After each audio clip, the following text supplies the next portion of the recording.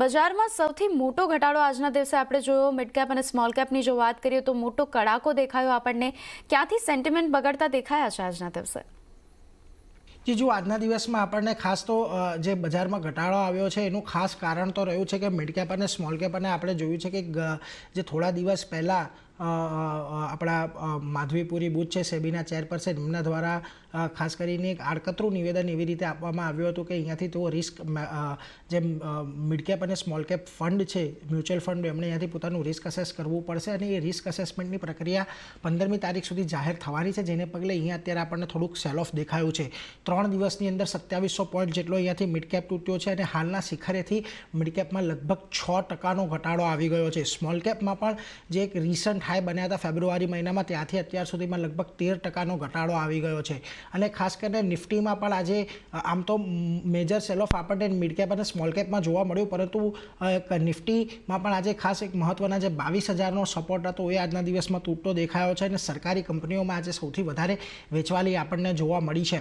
જોકે તમે અત્યારે માર્કેટમાં ખાસ કરીને બેંક નિફ્ટીને જોશો તો બેંક નિફ્ટીમાં કમ્પેરેટિવલી થોડો ઓછો ઘટાડો આવ્યો છે, પરંતુ ખાસ કરીને પીએસયુ બેંકની અંદર ઘટાડો આજે ખાસો વધારે રહ્યો છે. એને કારણે આપણને નિફ્ટી બેંકની ઉપર થોડુંક દબાણ આવતું જોવા મળ્યું, પરંતુ comparatively mid cap small cap અને નિફ્ટી સેન્સેક્સની દ્રષ્ટિએ થોડું ઓછું દબાણ અહીંયા આવ્યું છે.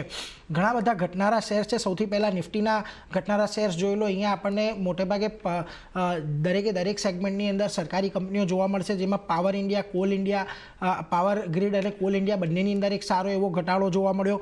અદાણી એન્ટરપ્રાઇઝ અને એનટીપીસી પણ આપણને લગભગ અહીંયાથી ઘટતા સારા એવા દેખાયા છે.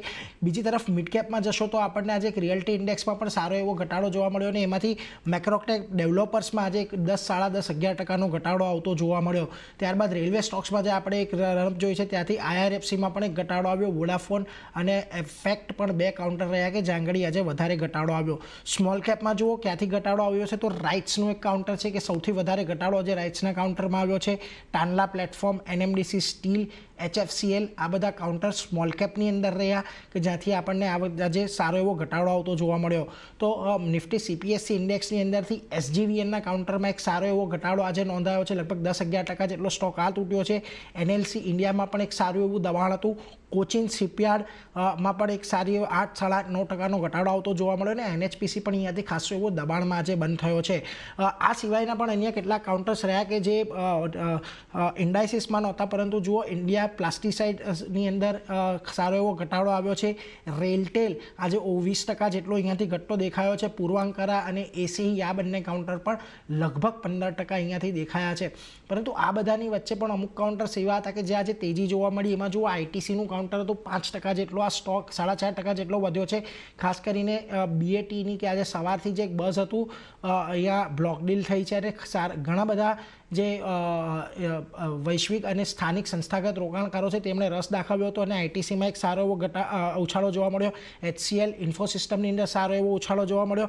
એસ્ટેક લાઈફ અને અબોટ થોડા ઘણા જે વધનારા શેર્સ હતા એમાંથી આ બધા શેર્સ પણ રહ્યા છે. ઓવરઓલ મિડ કેપ અને સ્મોલ કેપની અંદર સેન્ટિમેન્ટ થોડુંક બગડતું જોવા મળ્યું છે. સેબીના એક્શન બાદ કે સેબીએ જે પણ નિવેદનો મ્યુચ્યુઅલ ફંડને લઈને આપ્યા છે એને બાદ અને એને કારણે અહીંયાથી આપણને ઘટાડો વધતો જોવા મળ્યો છે. હાલના દ્રષ્ટિએ તો ઘણી મહત્વની મૂવિંગ એવરેજીસ માર્કેટે અહીંયાથી તોડી નાખી છે.